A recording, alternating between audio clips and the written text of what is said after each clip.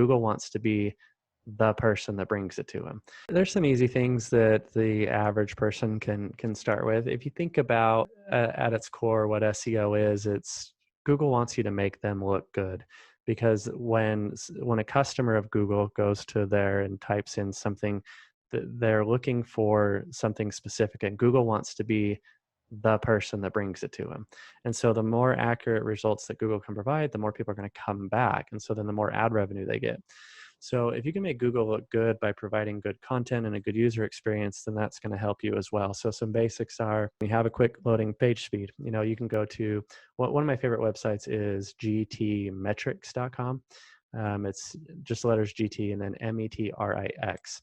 It's a free tool. You can go there, you punch in your website, and it'll give you this list of here's the things that are slowing down your website and very specific locations and causes. I like that one because it gives the granular list, but for that reason, it's also a little more technical. So if you want one that's a little more generalized for somebody that may not be as familiar with the technical jargon, then Google has a tool called Page Speed Insights.